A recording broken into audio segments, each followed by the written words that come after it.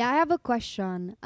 What was the hardest thing to adjust once you got in there na? Kasi syempre like super sanay ka na sa outside world, Yeah. you have access to everything pretty much, and then Buhay when mo na sa outside world ka. yeah, Ah. and then when you got in there, syempre restricted na ganito ganyan. So what was the hardest part for you there?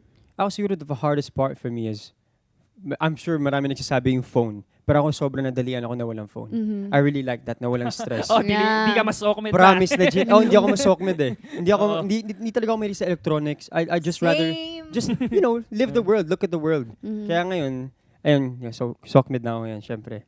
Yes. But hardest thing to adjust is probably at the start for me to open up talaga.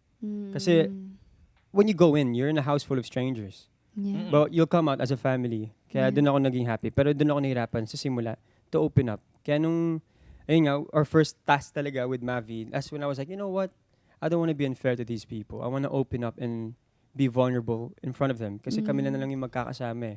Yeah. So, ayun, I that was one thing I found hard na to open up about how I feel sa mga pinagdaanan ko. That's one thing I had to adjust to. Because I never spoke about anything that was happening with my life before. Doon ko lang talaga nakwento. At I'm sure doon lang nakita ng family ko yung mga yung mga tinatago ko sa sarili ko.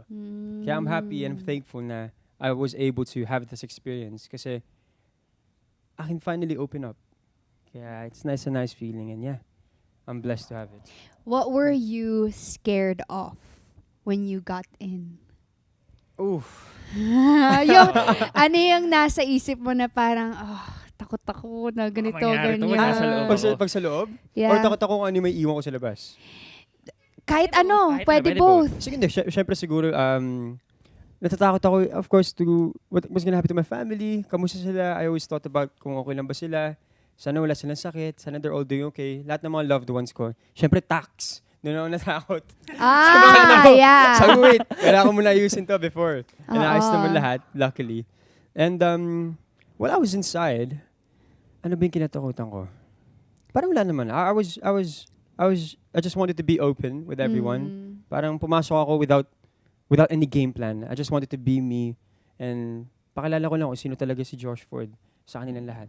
No. Got it. So yeah. Kita, Was PBB something that you really wanted to be in? Kasi meron nga parang like, let's say for example, parang si Michael before nakasama ko na siya na mag-audition din ng PBB. Hindi pa kami Sparkle or Sparkada, ganon. So parang kita mo din sa kanya na gusto niya na. dream like, niya parang talaga yun. Dream Michael. niya talaga ever since. So parang ikaw ba, was it, and there are some din na, hindi ko naman yun naisip, hindi ko naman gusto, pero ayan, parang si Ate Bianca Gonzalez, parang she made mention na ayaw niya, pero pinush lang talaga siya. So, how was it for you? Was it something that you really wanted or no? Ako ever since I was a kid, I always wanted to be in PBB talaga. As in, nung bata pa lang ako, when I was still young, and I was in Otwal before. Oh, As yeah, in, ayun kila- talaga yung, sabi ko, alam mo, Dad, Mom, soon, I'm gonna be on PBB. Na-manifest mo yun! At na-manifest ko. So, Kakaiba ka ayun doon! nga. Grabe! Natuwa ako nun, nung nalaman ko yun. As in, kaya, grateful Paano talaga. mo minanifest? ano yung mga ginawa? Anong ginawa mo? Oo. paano Nag-alay mo? ka ba? Oo. Nang malaman ko. Paano? Okay. Ay, talaga ba? Hindi. Siyempre, manifest. Inisip niya lang. Hindi.